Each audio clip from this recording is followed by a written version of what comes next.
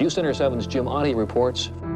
I'm Jim Otte of the State House in Columbus, where the governor is adding his support. You literally are a witness to history.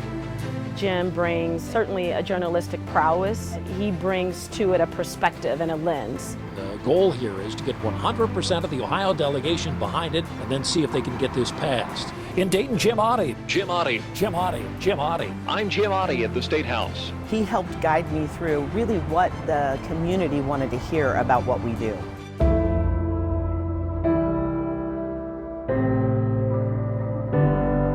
For the I-Team in Columbus, Jim Otte. News Center 7. In Columbus, Jim Otte. News Center 7.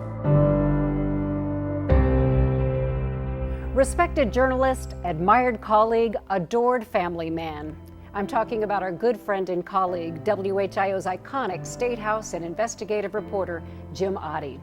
Jim is retiring after more than 43 years in radio and TV news, the last 33 right here at News Center 7. Let's take a look back now at Jim's career and the side of his life most people don't know. Jim Otte grew up on Cincinnati's west side in the close-knit community of Montford Heights with his parents, 2 older brothers, and younger sister. His favorite hometown lunch, So Skyline Three-Way. still runs through his veins. As a matter of fact, we used to say in our family, when you go to have your blood drawn, a little bit of chili comes out. As a boy, he loved being outside, but not so much the summers he spent working in the family's home building business. I was a carpenter. I was a crane operator, a truck driver, a roofer, an incredible amount of work. And I don't know how many times I said to myself, I've got to do something else. He found it at LaSalle High School, where he was instantly drawn to the TV studio and learned to shoot video. Went to Miami University, and we really didn't have much in terms of television, but they had a radio station, and that's how I got into radio. Jim worked at radio stations in Oxford and Hamilton before going to Columbus and launching his long career covering the Ohio State House. This is taken in January of 1983, and you may not recognize me because no mustache and a lot of hair. Although he dipped his toe in TV while working for Ohio Public Radio, Justice Brown has mailed out stacks of newspaper clippings about problems within the court to radio and TV stations all around Ohio at state expense.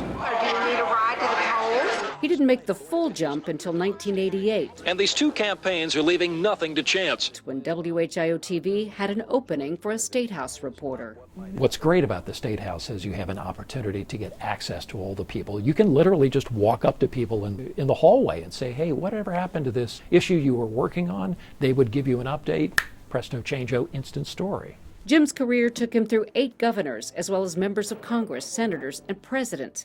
And he never shied away from asking the tough questions of even the biggest political figures. For the last 6 months, the governor of Ohio is talking about you in a very negative way. Well, it's very disappointing. Jim committed himself to fair and unbiased reporting. You have to approach it in a manner that leaves everybody guessing. And I try really hard to just play it down the middle. And if there were ever any question about his ability to do that, just ask elected officials on both sides. I have no idea how Jim Otte votes. I have absolutely no clue. I don't even know how Jim really feels about an issue, right? I think he really, moves through issues in a sense of wanting to make sure the public understands it, from his weekly Sunday reports to making sure they get to the crux of the issue quickly, frankly, which makes him great for TV journalism, really. Look, he's a straight shooter. Otte's going to call it as he sees it, and he, again, is really going to, I think, put it in perspective. Welcome back to this special edition of WHIO Reports. For the last 15 years, Jim has also hosted our weekly public affairs show, WHIO Reports. I think Jim has been so sensitive to the issues within the community. Shannon Isom, the CEO of YWCA Dayton, was a frequent guest and part of the award-winning show that brought together community leaders in the aftermath of the Oregon District mass shooting. And I think that was not only smart, but it was important to our healing. Jim Otte for the food bank team is a hunger hero. Michelle Riley is grateful for Jim's spotlight on the food bank, especially its efforts within hours of the 2019 tornadoes. Jim was instrumental in making sure that we were boots to the ground right away, and he did a great job of spending time making sure that the public understood the chronology of what was going on. 2 or 3 dozen people here. Jim's body of work spans a wide range of topics, from the removal of the Low Dam in the Great Miami River to the testing of self-driving cars at a world-renowned facility in Logan County. TRC attracts car companies from around the globe. Jim even traveled to the Arizona desert when the CBS TV show Survivor first hit it big. He brought back an incredible series of stories with a real-life survival expert. I can cut it down and I can make fire with it. This is all you need to get that fire started. A small magnifying glass. The great outdoors is where Jim is his happiest. Camping, canoeing, kayaking, hiking, a love of nature he's shared with his wife of nearly 40 years. For Cindy, it's an acquired taste. But one their 3 children, Liz, Kate, and Jack, have embraced.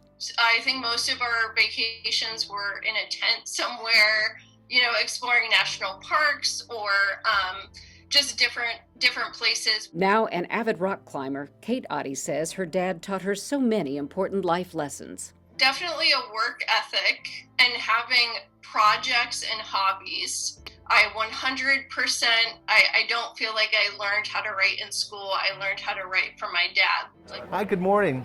The last year and a half of Jim's career brought the COVID crisis.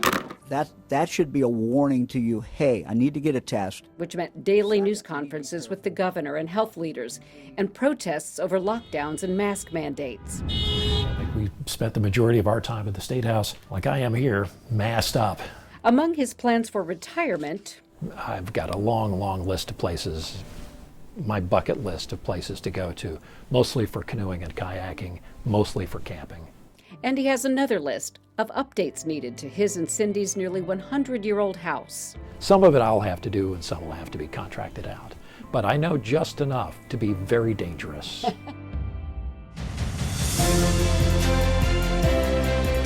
Jim admits he'll miss covering news. Oh yeah. This is part of us. This is what we do. You get up in the morning and say, what did I miss last night for those 6 hours I was asleep? But after decades of countless stand-ups, The World Trade Center is now being reconstructed. and constant deadlines, he's ready to sign off. In Columbus, Jim Otte, News Center 7. Jim Otte, News Center 7. Jim Otte, News Center 7. News Center 7. News Center 7. News Center 7. News Center 7. Jim Otte, News Center 7.